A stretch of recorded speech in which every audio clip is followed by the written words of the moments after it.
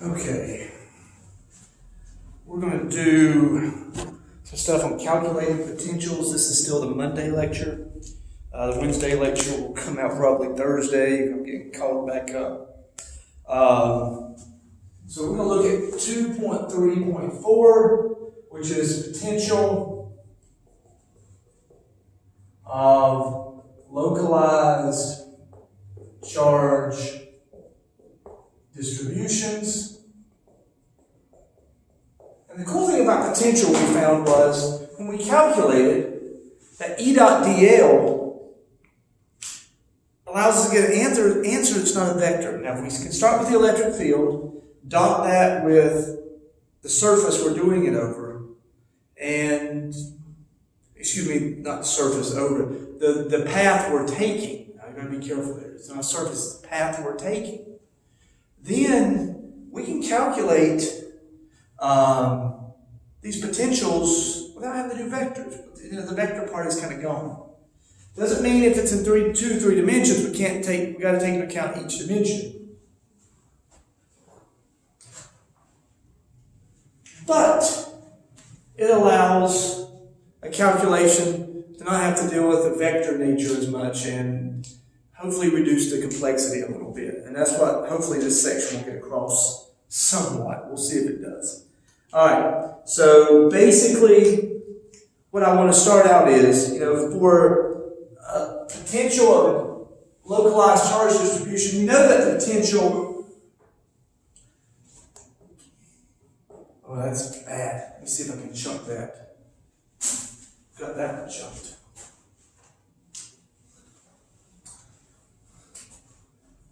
So for a single charge,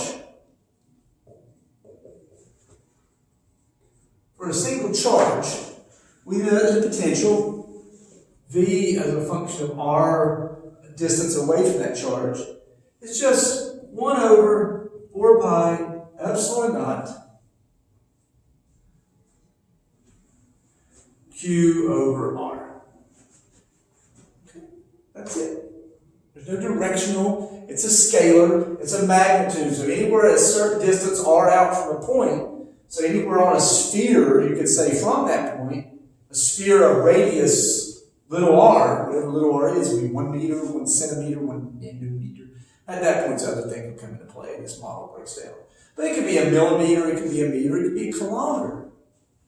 Whatever that r is, whatever in the sphere of that radius r, that's the equation. Basically, whatever the charge is, do the calculation, throw it in your calculator. That's the potential, that far away. Okay.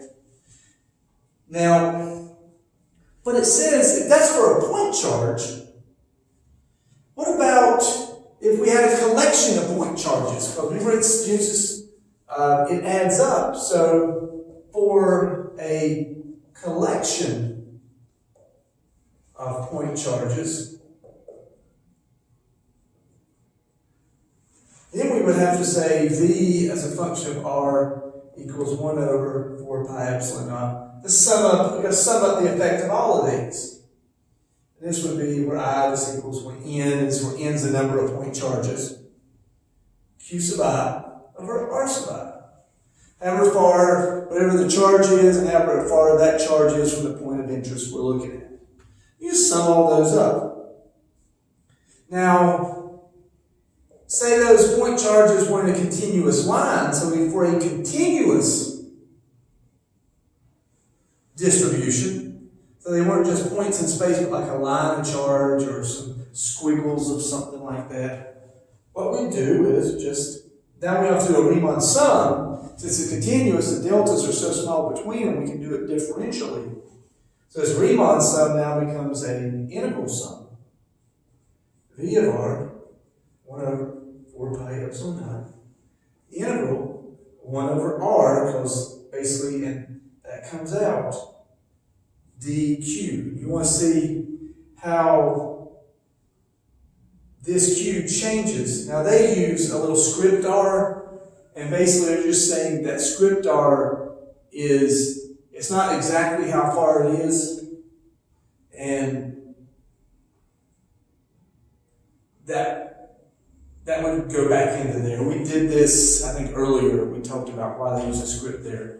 It's basically just a dummy variable to use so you don't have to get any confusion because these aren't exactly the same. We're going to integrate over whatever those are for each one of those.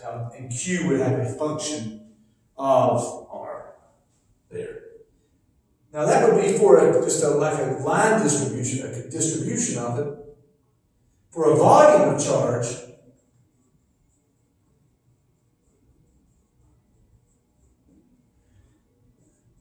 it would just be equal to 1 over 4 pi epsilon naught integral rho sub r over r d tau.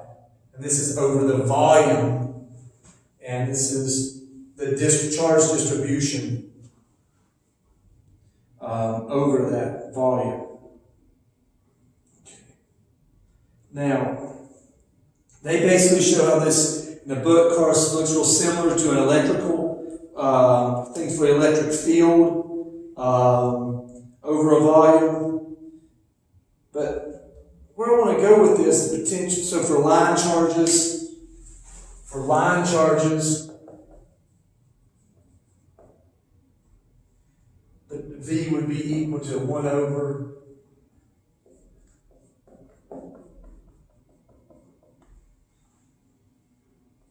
remember, lambda is the linear charge density over R dl, and then for surface charges,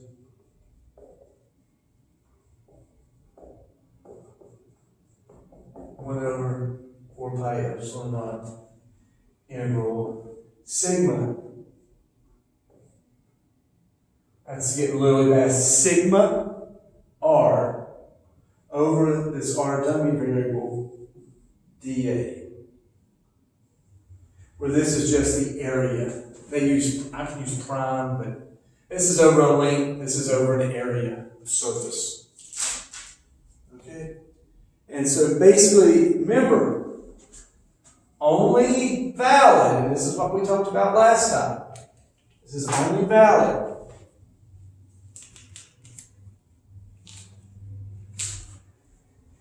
if the origin is infinity. In other words, we say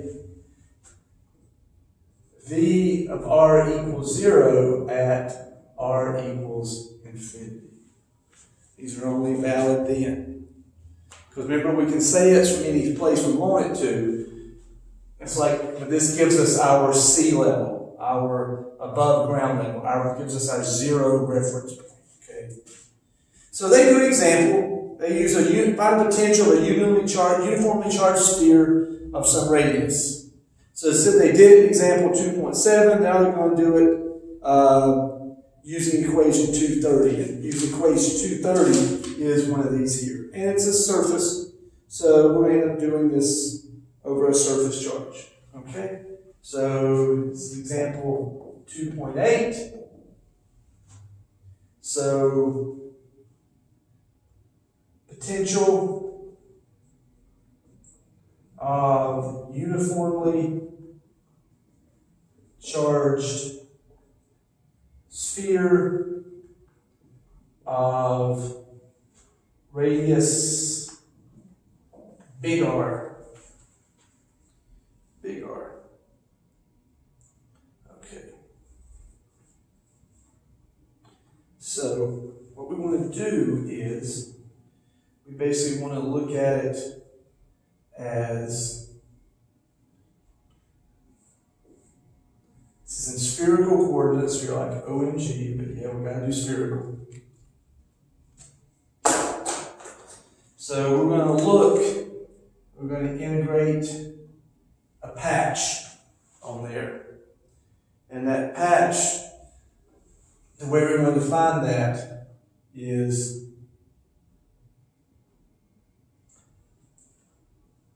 this is some point, and they're looking at some point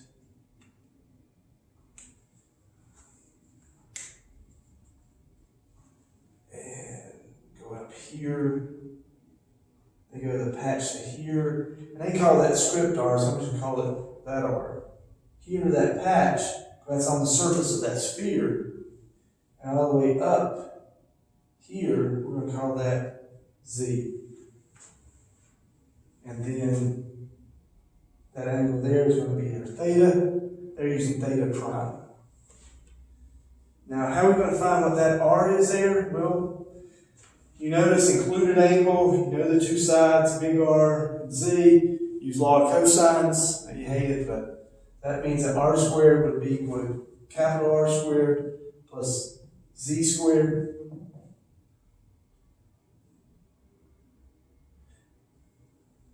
So this point here at P that's what we're going to be looking at. Where that sphere is, this is some point there. So we're going to look at there, and that's going to be equal to 2RZ. Because this ZR here is from that patch that we're integrating. We're going to see that effect at point P there. And P is just happen to be on the Z axis. We're going to look at that. So what we're finding here, cosine of theta, we're just finding the distance from this patch of charge we're going to look at to that point of interest. Okay? Patch to that point of interest. Now, this is a patch of charge or element of charge of surface area. And if you go back and look at spherical coordinates, this element of surface area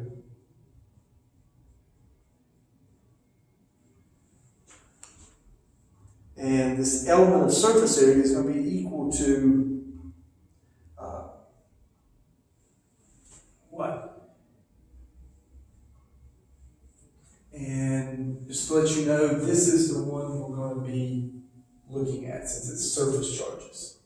This is the one we're looking at. Okay? So we got to look at this dA. For this element of the surface area, we've got to look at dA. So dA is going to be what? That's this differential area we're integrating, well, effectively integrate over this patch. Well, basically, you've got to take this R, you got to sweep it this way and sweep it the other way. And if you sweep it up and down a little bit and around town a little bit like that, over d theta and d phi, that's when you basically etch out a patch there. You're not changing R any. R is constant. Capital R it is, I should say. But to integrate over this patch, we've got to, it's actually a term called raster scan, where we would effectively be scanning over it, that whole patch, by changing theta and phi. Phi, remember, is kind of the rotation across like this. That would then be in the projection in this XY plane. And then theta is up and down the inclined angle.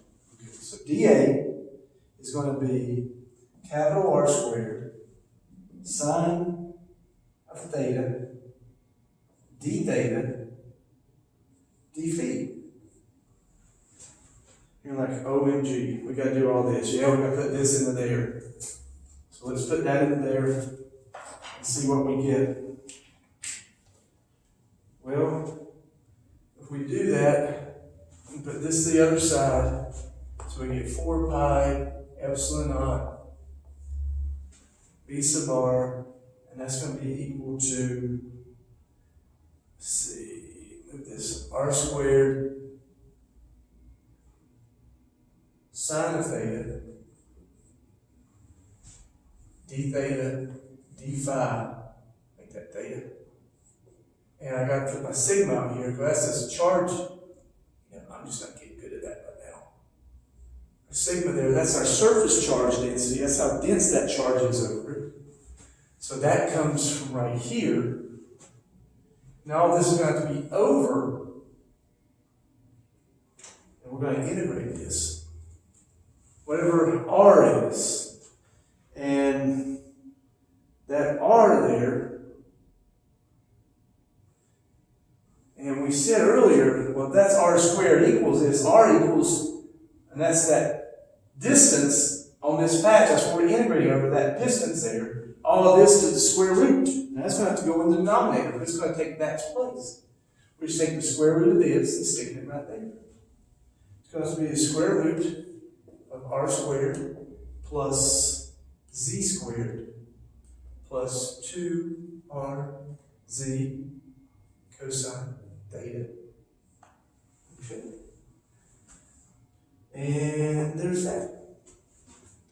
Okay. Now, let's pull some stuff out. That I can pull out, that I can pull out. So sigma r squared. Can't pull this out because that's underneath there and that's a theta. And I'm going to integrate d theta d phi, so let me do a double integral here. So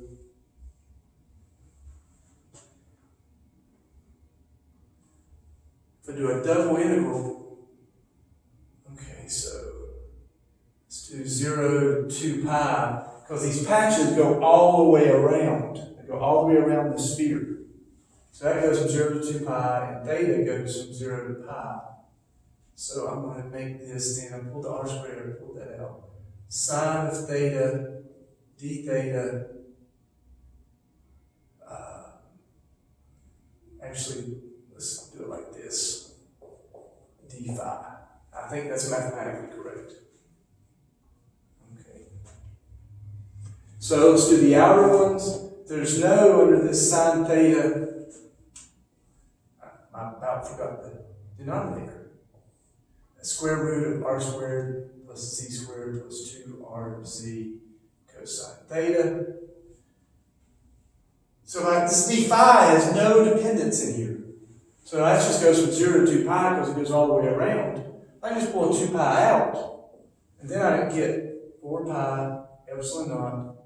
V is a function of r. That's the voltage, the potential. 2 pi sigma r squared, 0 to pi, sine of theta, d theta, over r squared plus z squared plus 2rz cosine theta. And that's the square root. All right. Now, that's the integral we got left. Well, I will say this is in integral tables. And as from a theta perspective, r and z is constant. So these are constants. You can make this a constant. 2rz is a constant. So this is the integral of sine theta, d theta over the square root of a constant plus basically the coefficient times cosine theta. And if you look that up, you will see that it is 2 pi. Let me cancel. I'm going to cancel here. That cancels, that cancels. Now I'll bring this back over. So I'm left with sigma over epsilon naught r squared. And I'm left with 1 over rz times square root r squared plus z squared minus 2rz cosine theta. And I'm going to evaluate that from 0 to pi. Now, how do we go from here to here? I would tell you to use integral tables. Make sure you can see it. Yep, you can see it. You probably have to use integration by parts or something like that. I'm not sure. You can now, actually, because you got sine theta and cosine theta, you probably can use UDU substitution to work out. But that's a pain in the buhani. We're concentrating on physics, not math. So you used to use integral tables for that. And put in a pi, put in a 0. And I'm going to cancel that and cancel that. So we're going to left up front with sigma r over epsilon naught z. And so that moves out. So that's going to be square root of r squared plus z squared. Now, cosine of pi is -1, so that makes that positive, plus 2rz. Okay. Well, no, that's going to be, erase this. Minus the square root, put in 0, that just makes that 1. So r squared plus z squared minus 2rz. Now that's bracket. This is a pain, as you can tell.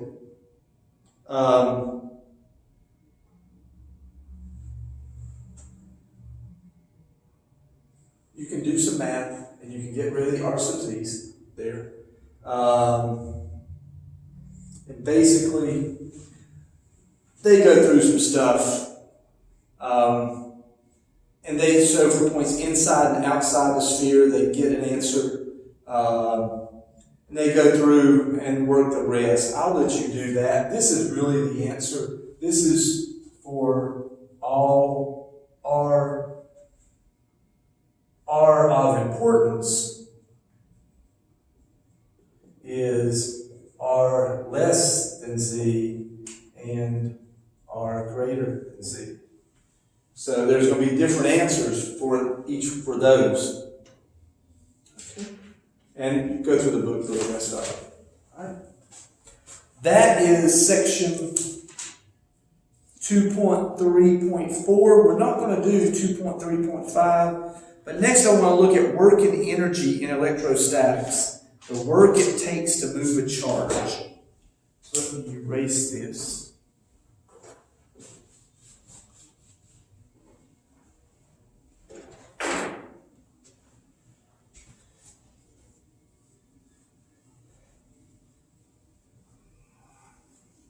Well, this ain't working too good, is it? What is this stuff? That's restroom cleaner. I don't think that's what we want to use. Let's see if this eraser works better.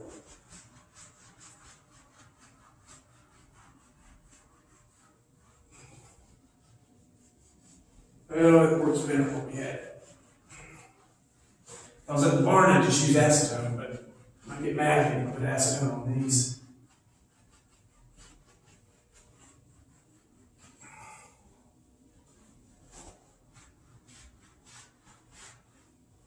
I think I'm more smudging it than anything else.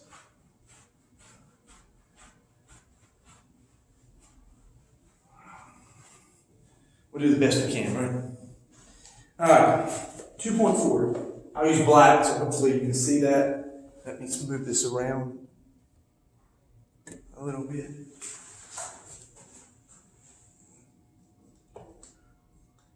Look at work and energy in electrostatics.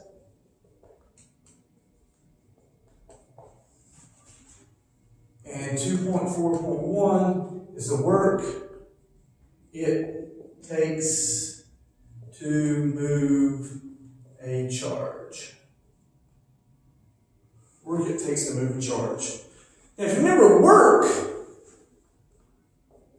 we said, it's force times distance. That's a very simple thing you learned back in 211. But then I was like, it's not really force times distance. The distance it moves needs to be in the direction of the force.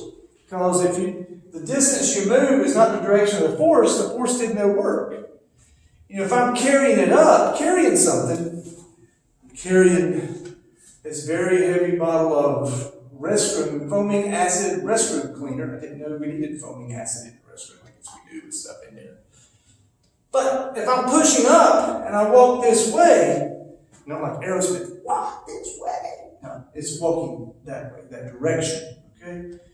If I do that, or I do this, did this force do any work? And the answer is no, because it didn't move in the direction of that force. That force did no work. Now, the force it took to move me in that direction did work against things that resist me moving that way. But it didn't do any work on this bottle. Okay? Remember, when you do work on something, it tends to want to gain energy. It's the work energy there, remember. So we have to write this since direction matters. We really wrote this as work is the integral of F dot dl. And we remember that for electrostatics, the electrical force is Q times the electric field, or electric field by definition is F over Q, the electric force between two things per unit charge. So we can write this as equal to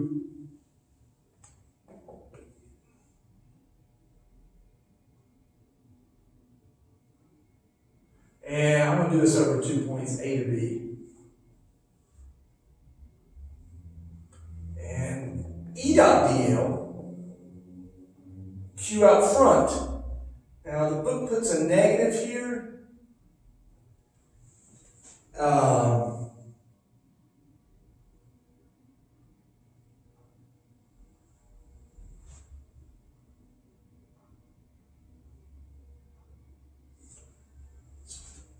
Trying to make sure I understand why that's negative is there.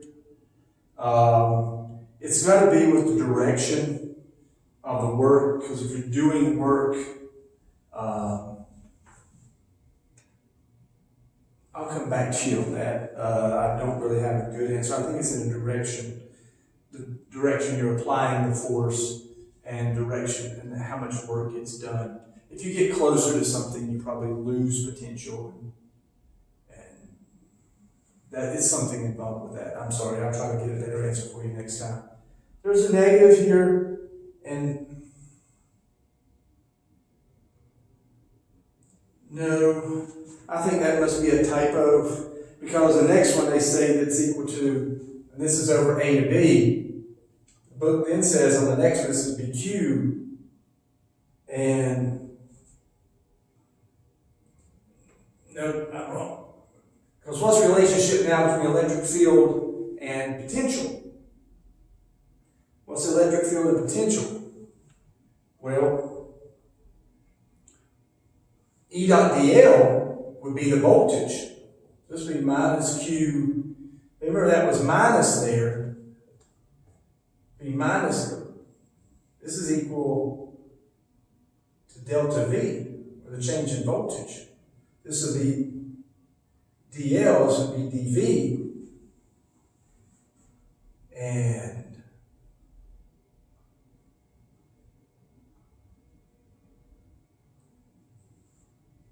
this would be dV, and so this would be equal to, and that's minus, they cancel, so it would be Q, V at B minus V at A. Still not sure exactly why there's a negative there. Maybe based on definition, and because we assume negative test charges and stuff like that. So what we can say then, that the work, this is where we end up. This is the beginning. Where we end up basically is some position. We normally saw it. Where we end up, that's at some R. And we're integrating all the way from infinity to that R. From infinity to some R. Remember our integrals, we have to get a reference point. Potential is always some point way out there to where you're at. So what we could do, we could really just say that this work done, this electrical work, is equal to charge times V at some potential, wherever it was there, minus V at infinity. And most of the time we're going to say V at infinity is equal to 0. So we then just say that the work, or the energy, the work done to move something is just QV, at whatever it is at some point. Okay? So it's just saying that potential is potential energy per unit charge. So we can define this. Oh, Lord, angels singing, because this means this is important. We come up with an understanding. So potential, electric potential, which is what this is really just the potential energy. Remember, work, potential, anything. Work equals the change in potential energy. Work is potential energy a system has per unit charge. And this is the charge that's in the field. So if we stick a charge in the field, does it have a lot of potential energy? There's a lot of voltage, yes. If there's not a lot of voltage, the potential, if the voltage isn't a lot, it can't do a lot of work per unit charge. Now, if you got a lot of charge, you don't need as much voltage to do the work. If you got little bitty charge, you better have a lot of voltage to do the same amount of work, to get the same amount of stuff done, to rotate a motor, to make a Tesla car, electric car. Because they do work based on the voltage in those batteries and the charge that flows. So, one of the ways you could maybe make the batteries maybe some work better, but provide more output is you increase the voltage on these things. They're not running 120 or even 220 volts. Most times, if I'm mistaken, Teslas are what, 500 to 1,000, somewhere in that range up there at these charging stations. But that allows it to do more work with the same amount of charge. Okay? So we just kind of derived effectively what potential energy is, what voltage is. Now, the energy at a charge distribution, energy for a charge distribution is we're going to look similar to how we did the energy for the voltage of lots of different things. So this is a scalar as well. And it's really just a work and potential are really just the same thing, just modified by the charge in the field. So what we can say is we sum up all the energies from all the charges in the field.